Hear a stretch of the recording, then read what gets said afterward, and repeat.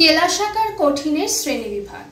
এবার আমরা দেখেছি কঠিন পদার্থ দুই রকমের হয়, কেলাসাকার কঠিন পদার্থ এবং অনিয়তাকার কঠিন পদার্থ। তো আমরা দেখব কেলাসাকার কঠিন পদার্থকে আবার কিছু কিছু ভাগে ভাগ করা যায়।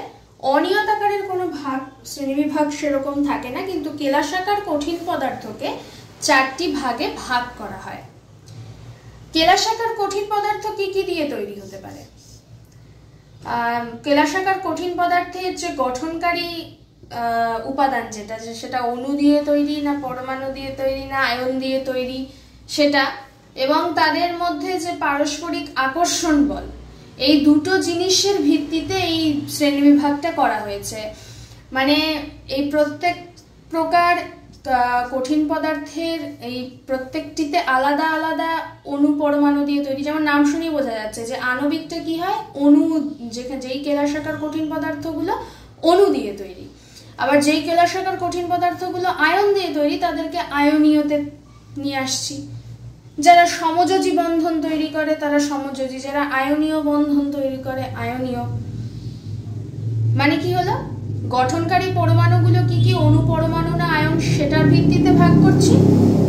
আবার তাদের মধ্যে কিরকম আকর্ষণ বল আছে, আয়নীয় বন্ধন আছে না সমযোজী বন্ধন আছে, কিরকম আকর্ষণ বল, কিরকম বন্ধন তাদের মধ্যে, সেটার ভিত্তিতে এই 4টা শ্রেণীবিভাগ করা হয়েছে কেলাসাকার কঠিন পদার্থকে। দুটা জিনিস, গঠনকারী উপাদানটা কি, গঠনকারী উপাদান, আর 2 নম্বর হচ্ছে যে আকর্ষণ বল যেটা, এই দুটো হচ্ছে ভিত্তি কেলাসাকার কঠিন পদার্থের এই শ্রেণীবিভাগের। এর উপর ভিত্তি করে এই 4টি ভাগে ভাগ করা হয়েছে। তো প্রথম ভাগ হচ্ছে আণবিক কঠিন পদার্থ। নাম শুনেই বোঝা যাচ্ছে যে যেখানে কেলাসাকার কঠিন পদার্থগুলো হচ্ছে অণু দিয়ে তৈরি। দ্বিতীয় হচ্ছে আয়নীয় কঠিন পদার্থ। আয়নীয় নাম শুনেই বোঝা যাচ্ছে যে প্রত্যেকটা একটা আয়ন হবে, হয় প্লাস বা ক্যাটায়ন হবে, নয় নেগেটিভ বা অ্যানায়ন হবে, এরকম প্লাস মাইনাস এরকম থাকবে। 3 নম্বর হচ্ছে সমযোজী বা নেটওয়ার্ক কেলাস। সমযোজী বা নেটওয়ার্ক কেলাস হচ্ছে দেখেই বোঝা যাচ্ছে যে সমযোজী যেরকম যৌগগুলো হয় ঠিক সেরকম টাইপেরই হবে। আর ধাতব কেলাসাকার হচ্ছে 4র্থ নম্বর। বোঝাই যাচ্ছে নাম শুনে যে ধাতুর যে কেলাসগুলো হয় সেগুলোকে সব ধাতব কেলাসাকার কঠিন পদার্থের আন্ডারে আনা হয়। এই 4টি হচ্ছে আমাদের মেজর কেলাসাকার কঠিন পদার্থের শ্রেণীবিভাগ। এবার আণবিক, যেটি প্রথম বিভাগ, আণবিক কেলাসাকার কঠিন পদার্থ, এদেরকে আবার ফার্দার 3টি ভাগে ভাগ করা হয়। কি কি? আণবিক অধ্রুবীয়, আণবিক ধ্রুবীয়, এবং আণবিকের আন্ডারই আরেকটি আছে হাইড্রোজেন বন্ধনযুক্ত কঠিন পদার্থ। এই 3টি আণবিক কেলাসাকার কঠিন পদার্থের আন্ডারে পড়ছে। এখানে কিরকম হচ্ছে, তাহলে আমরা আণবিক দিয়ে আমাদের আলোচনা শুরু করি। যে আণবিক কেলাসাকার কঠিন পদার্থ বলে যে কেলাসাকার কঠিন পদার্থগুলো অণু দিয়ে তৈরি হতে পারে, আবার পরমাণু দিয়েও তৈরি হতে পারে। তার মানে এদের গঠনকারী উপাদান কি, অণু বা পরমাণু। কেন বলছি পরমাণু? কারণ অণু তো পরমাণু দিয়েই তৈরি হয়। একটি হাইড্রোজেন পরমাণু, 2টি হাইড্রোজেন পরমাণু দিলেই সেটা হাইড্রোজেন অণু। তাহলে অণু পরমাণু মানে নিষ্ক্রিয় অণু পরমাণু, সেটা একটা পরমাণুর উপরে একটা আয়ন দিয়ে, একটা পজিটিভ বা নেগেটিভ সাইন দিয়ে দিলেই তো সেটা আয়ন হয়ে গেল, তাই না? তখন সেটা আয়নীয় হয়ে যাবে, কিন্তু কোনো চার্জ থাকবে না। নর্মাল নিষ্ক্রিয় অণু বা পরমাণু যদি হয় তখন সেটাকে আমরা আণবিক বলবো, কোনো আয়ন থাকবে না, নর্মাল হবে, নিষ্ক্রিয় হবে একদম, তখন আমরা সেটাকে বলবো আণবিক। ঠিক আছে? সিম্পল অণু পরমাণু দিয়েই তৈরি। তো কিরকম হতে পারে? যদি পরমাণু বলি মানে একটাই পরমাণু থাকবে, সেরকম আণবিক কঠিন পদার্থগুলো যেগুলো অধ্রুবীয় প্রকৃতির হয়, কোনো ধ্রুবীয়তা দেখা যায় না যাদের মধ্যে, এটা আমরা পরে আরো ডিটেলসে বুঝতে পারবো যে ধ্রুবীয় আর অধ্রুবীয় ব্যাপারটা ঠিক কিরকম আর কি।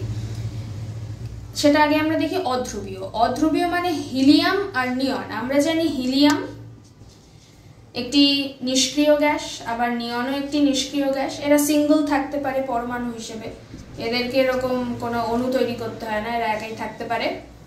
তাহলে যেহেতু সব কয়টাই কঠিন পদার্থ, তাই কঠিন হিলিয়াম একটি অধ্রুবীয় আণবিকের উদাহরণ।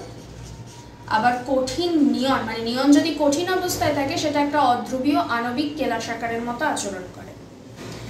এই কয়েকটা হচ্ছে পরমাণু রূপে থাকে, মানে একাই থাকতে পারে।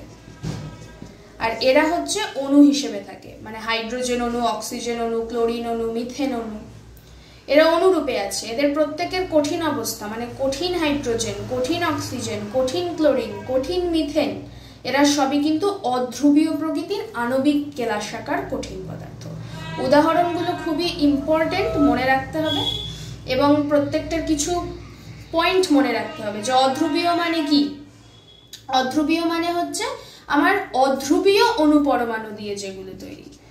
অধ্রুবীয় অণুপরমাণু মানে যে আণবিক মানে তো অবশ্যই অণুপরমাণু, কিন্তু অণুপরমাণুগুলো অধ্রুবীয় প্রকৃতির হবে, মানে কোনো ধ্রুবীয়তা দেখা যাবে না। আসলে অণুপরমাণুগুলো একে অপরের মধ্যে এক প্রকার ধ্রুবীয়তা বা ডাইপোলের সৃষ্টি করে। এটা আরো হায়ার কেমিস্ট্রি, এটা আছে আমাদের সিলেবাসে, কিন্তু এই জিনিসটা মানে চার্জ থাকে না। চার্জ যেমন আয়ন বা এরকম আয়ন তৈরি করে, সেরকম ডাইরেক্ট আয়ন না। একটা পরমাণু মধ্যেই নিজেদের মধ্যে একটা পোলারিটি, একটা মেরুতা দেখা যায়। এগুলো আমরা পরে, এখন ডিটেলসে যাচ্ছি না, আমরা পরে বুঝতে পারবো। মধ্য কথা, অণুপরমাণুগুলো অধ্রুবীয় প্রকৃতির হয়। তাহলে অধ্রুবীয় অণুপরমাণু, তাহলে তবে তখন সেটাকে আমি বলবো অধ্রুবীয় আণবিক কেলাসাকার পদার্থ। তাদের উদাহরণ কি? অবশ্যই কঠিন শব্দটা কিন্তু লিখতে হবে। কঠিন হিলিয়াম, কমা কঠিন নিয়ন, কমা কঠিন হাইড্রোজেন, কঠিন অক্সিজেন, কঠিন ক্লোরিন, কঠিন মিথেন। গেল। 2 নম্বর হচ্ছে ধ্রুবীয় আণবিক। ওই একই, আর প্রথমে তো লিখতে হবে কেলাসাকার কঠিন পদার্থের প্রথম ভাগই হচ্ছে আমাদের আণবিক কেলাসাকার। আণবিকটা লেখার সঙ্গে সঙ্গেই আমি বলবো যে যে সকল কেলাসাকার কঠিন পদার্থ অণুপরমাণু দিয়ে তৈরি তাদেরকে আমরা বলি আণবিক কেলাসাকার কঠিন পদার্থ, তাই তো? আণবিক কেলাসাকার কঠিন পদার্থের যে প্রথম ধাপ অধ্রুবীয়, তাদেরকে বলবো তারা যেহেতু আণবিক কেলাসাকার কঠিন পদার্থ অবশ্যই অণুপরমাণু দিয়ে তৈরি, কিন্তু যেহেতু অধ্রুবীয় তাই অধ্রুবীয় অণুপরমাণু দিয়ে তৈরি। দ্বিতীয় ভাগ ধ্রুবীয়, একই কথা। ধ্রুবীয় যেহেতু একটি আণবিক কেলাসাকার কঠিন পদার্থ অবশ্যই অণুপরমাণু দিয়ে তৈরি হবে, কিন্তু নাম শুনে বোঝা যাচ্ছে যে ধ্রুবীয়, তার মানে অণুপরমাণুগুলো ধ্রুবীয় প্রকৃতির হবে। তাহলে এখানে আমরা লিখব যে ধ্রুবীয় অণুপরমাণু। ধ্রুবীয় আণবিক কেলাসাকারের উদাহরণ কি?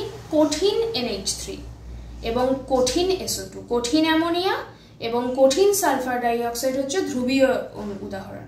এখানে কেন এদেরকে আমরা ধ্রুবীয় বলছি? কারণ এদের মধ্যে ধ্রুবীয়তা দেখা যায়, মানে এরা হচ্ছে ডাইপোল সৃষ্টি করে।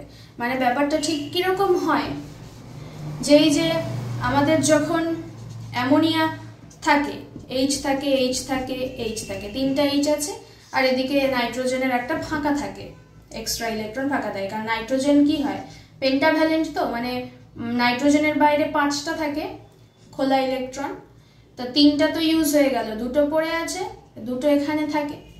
তাহলে নাইট্রোজেনের এদিকে বেশি থাকে, এদিকে এরকম হাইড্রোজেনের আবার একটু প্লাস প্লাস প্রবণতা দেখা যায়, তো এই ইলেকট্রনগুলোকে ওইদিকে একটু টানতে থাকে, এরকম একটা ব্যাপার ঘটে। এটা আরেকটু ডিটেলসে দেখতে হবে, আমি এখনই শিওর, আমি আগেই বলবো না। আমাদের যখন আমরা ডাইপোল পড়বো তখন আমরা দেখতে পাবো এটা। যেরকম একটা অণুর মধ্যে নিষ্ক্রিয় অণু, ওদের মধ্যে কোনো মানে একদম ওপেন কোনো চার্জ নেই যে সেটা আয়ন হয়ে যাবে, সেরকম কিছু নেই, একদম সবকিছু ব্যালেন্সড অবস্থায় আছে, কিন্তু তাও ইন্টারনালি দেখা যায় যে ওরা নিজেদের ইলেকট্রন নিয়ে একটু টানাটানি করে। তার জন্য প্রত্যেকটার মধ্যে একটু পার্শিয়াল কিছু চার্জ, সেটাকে ডেল প্লাস বা ডেল মাইনাস দিয়ে বোঝানো হয়। আমরা যখন ডাইরেক্ট লিখি N মাইনাস, মানে এটা একটা ডাইরেক্ট আয়ন, কিন্তু একটা নিষ্ক্রিয় অণু যার মধ্যে কোনো আয়ন নেই, তারা যখন নিজেদের মধ্যে এরকম মানে যখন থাকে, তারা নিজেদের মধ্যে কিছু একটা ইন্টারনাল ইলেকট্রন নিয়ে টানাটানি করে, যার মধ্যে পার্শিয়াল কিছু চার্জের সৃষ্টি হয়, তখন সেই যে পার্শিয়াল চার্জগুলো সৃষ্টি হয় তাকে ডেল মাইনাস ডেল প্লাস এরকম দিয়ে বোঝানো হয়, সেটাকেই বলে ডাইপোল, সেটাকেই বলে ধ্রুবীয়তা। তো যখন যেসব পদার্থ এইরকম নিজেদের মধ্যে ইন্টারনালি ধ্রুবীয়তা তৈরি করে সেগুলোই হচ্ছে ধ্রুবীয় অনুপরমাণু, আর তখন সেটাকে স্বাভাবিকভাবে ধ্রুবীয় আণবিক কেলাসাকার কঠিন পদার্থ বলবো। উদাহরণ কঠিন NH3, কঠিন SO2, কারণ আমরা কঠিন পদার্থ নিয়ে আলোচনা করছি। 3 নম্বরটা হচ্ছে হাইড্রোজেন বন্ধন যুক্ত যে কঠিন পদার্থগুলো, মানে যাদের মধ্যে কোনো অধ্রুবীয় ব্যাপার নেই, কোনো ধ্রুবীয় ব্যাপার নেই, সিম্পল একটাই পরমাণু দেখা যাবে, সেটা হচ্ছে হাইড্রোজেন। তারাও কিন্তু আণবিক কেলাসাকারের উদাহরণ। কেন? কারণ হাইড্রোজেন একটা পরমাণু, আণবিকের বৈশিষ্ট্য অনুপরমাণু, হাইড্রোজেন অণুও থাকে। এসব দিয়ে যারা যেই কঠিন পদার্থগুলো তৈরি হয় তারা হচ্ছে হাইড্রোজেন বন্ধনযুক্ত আণবিক কেলাসাকার কঠিনের উদাহরণ। তার সবচেয়ে জনপ্রিয় উদাহরণ হচ্ছে বরফ, কারণ বরফ তো আলটিমেটলি জল, তাই একে যদি আমরা তাপ দিয়ে নিয়ে এটা বরফে পরিণত হয়, এদের হাইড্রোজেন নিয়ে একটা বিরাট কেলাসাকার স্ট্রাকচারই হচ্ছে আমাদের বরফ, সেটাই তৈরি হচ্ছে। এবার এদের মধ্যে সবচেয়ে ইম্পর্টেন্ট যে পয়েন্টটা আমাদেরকে মাথায় রাখতে হবে, যে গঠনকারী পরমাণু তো আমরা পড়লাম, খুব ভালো কথা, কিন্তু আমি আগেই বললাম এই শ্রেণীবিভাগের ভিত্তি দুটো, একটা গঠন আর দুই এদের বন্ধন বা এদের আকর্ষণ বলটা। তাই আমাদের বলটাও মনে রাখতে হবে। যেহেতু 3 প্রকার আছে, তিনটে 3 রকমের গঠনকারী পরমাণু অণু যেমন আছে, যেহেতু জেনারেলি অবশ্যই অনুপরমাণু বা তাদের প্রকৃতির উপর ভিত্তি করে 3 রকম, ধ্রুবীয় অধ্রুবীয় হাইড্রোজেন পরমাণু বা কিছু, তো তাদের মধ্যে আকর্ষণ বলটাও 3 রকমের। কি কি? অধ্রুবীয়তে যে আকর্ষণ বলটা কাজ করে অনুপরমাণুগুলোর মধ্যে তার নাম হচ্ছে লন্ডন বল। লন্ডন বলকে ভ্যান্ডার ওয়ালসও বলে। এটা কিছুই না, আমি যদি একটা হাইড্রোজেনের আমি যদি কঠিন হাইড্রোজেন ধরে নিই, যে আমার কাছে কঠিন হাইড্রোজেন আছে, তাহলে এটা ধরে নিও আমার কাছে একটা কঠিন হাইড্রোজেনের কেলাস, এখানে এরকম একটা হাইড্রোজেন অণু আছে, এখানে একটা হাইড্রোজেন আছে, এখানে একটা হাইড্রোজেন আছে, এইভাবে হাইড্রোজেন থেকে আমার কঠিন হাইড্রোজেন তৈরি হচ্ছে। তো এই যে হাইড্রোজেন অণুগুলোর মধ্যে যে আকর্ষণ বলটা কাজ করবে, এটা হচ্ছে খুব দুর্বল একটা আকর্ষণ বল, সেটাকে বলে লন্ডন বল, ভ্যান্ডার ওয়াল ফোর্স বলে। যদি ধ্রুবীয়তে আসি, ধ্রুবীয়তে আমি কি বললাম, যে ডাইপোল সৃষ্টি হয়, তো এদের আকর্ষণ বলটার নাম হচ্ছে ডাইপোল ডাইপোল আকর্ষণ বল। ডাইপোল ডাইপোল আকর্ষণ বল, ডাইপোল ডাইপোল আকর্ষণ বল। ডাইপোল ডাইপোলের মধ্যে আকর্ষণ বল তৈরি হয়। মানে আমার কাছে আমি যদি ধরে নিই এরকম, আমার কাছে কঠিন NH3 আছে, কঠিন NH3, সলিড NH3 আছে, তাহলে এরকম NH3 আছে, NH3 একটা একটু ডিটেলসে লিখি, এরকম আছে, আবার আরেকটা NH3 এভাবে আছে, এরকম এরা পার্শিয়াল কিছু চার্জ সৃষ্টি করে। তো আমার ঠিক মনে নেই ঠিক কিরকম, একটু দেখতে হবে। তো এদের এই পার্শিয়াল চার্জের সৃষ্টির জন্য এদের মধ্যে নিজেদের মধ্যে যে ডাইপোল সৃষ্টি হয়, এদের মধ্যে যে ডাইপোল সৃষ্টি হয়, এগুলোর আকর্ষণে এরা ফিক্সড থাকে। আকর্ষণ বলটা খুব শক্তিশালী আকর্ষণ বল, কিন্তু লন্ডন বলের মতো দুর্বল নয়, কারণ পুরো চার্জ বা আয়ন আমরা জানি খুব শক্তিশালী বল। ডাইপোল ডাইপোল পার্শিয়াল চার্জ বা পার্শিয়াল আকর্ষণ বল, আংশিক আকর্ষণ, আংশিক আয়ন যেটা, সেজন্য এটাও প্রায় আয়নের মতোই শক্তিশালী হয়। তাই ডাইপোল ডাইপোল আকর্ষণ বল কিন্তু লন্ডন বলের থেকে শক্তিশালী হয়। ডাইপোল ডাইপোল আকর্ষণ বল আমরা ধ্রুবীয় আণবিক কঠিনে দেখতে পাবো। আর স্বাভাবিকভাবেই বলার কিছু নেই, হাইড্রোজেন বন্ধনে আমরা হাইড্রোজেন বন্ড দেখতে পাবো, হাইড্রোজেন বন্ড বা হাইড্রোজেন বন্ধন, এটাই এদের বল। হাইড্রোজেন বন্ধনযুক্ত যে কঠিনগুলো হয় সেগুলো আংশিক ধ্রুবীয়তা একটু সৃষ্টি করে, একটু ধ্রুবীয়তা করে। হাইড্রোজেন তার এই একটা পরমাণু নিয়ে যখন থাকে, ওদের মধ্যে একটা আংশিক ধ্রুবীয়তা তৈরি হয়, বা ডাইপোলের পর্যায়ে পৌঁছে যায় না, একটু একটু হয়। তো এরাও কিছুটা ধ্রুবীয় প্রকৃতির কিন্তু হয়, তবে ওই অ্যাকচুয়াল ধ্রুবীয়দের মতো কিন্তু নয়, যাদের নামই ধ্রুবীয়। এদেরকে স্পেশাল একটা ক্যাটাগরিতে রাখা হয়, যারা হাইড্রোজেন বন্ধনযুক্ত কঠিন তাদেরকে স্পেশাল ক্যাটাগরিতে রাখা হয়। এটা গেল। আচ্ছা, তো আমরা দেখে নিলাম যে অধ্রুবীয়তে লন্ডন বল, ধ্রুবীয়তে ডাইপোল ডাইপোল আকর্ষণ বল, আর হাইড্রোজেন বন্ধনযুক্ত হাইড্রোজেন বন্ধনে থাকে ডাইপোল ডাইপোল আকর্ষণ বল। কিন্তু ডাইপোল ডাইপোল আকর্ষণ বল কিন্তু সবচেয়ে বেশি শক্তিশালী আকর্ষণ বল। তারপরে কিন্তু হাইড্রোজেন বন্ধনযুক্ত তারপরে হাইড্রোজেন বন্ডের আকর্ষণ বল, আর তার সবচেয়ে দুর্বল কিন্তু লন্ডন বল। ঠিক আছে, এটুকু আমরা দেখে নিলাম। উদাহরণগুলোকে ভালো করে মনে রাখতে হবে। প্রত্যেকটা উদাহরণ লেখার আগে কিন্তু অবশ্যই কঠিন কথাটা লিখতে হবে, কারণ আমরা সব কঠিন অবস্থায় কনসিডার করছি।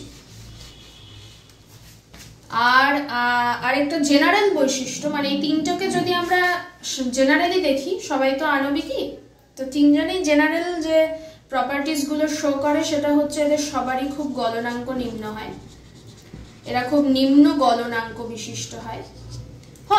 এরা এই প্রপার্টিটা শো করে, এরা খুব নিম্ন গলনাঙ্ক বিশিষ্ট হয় এবং এরা তাপ ও তড়িতের কুপরিবাহী হয়। তাপ ও তড়িতের কুপরিবাহী হয়, তাপ ও তড়িতের কুপরিবাহী হয়, তাপ ও তড়িতের কুপরিবাহী হয় কঠিন অবস্থায় হয়।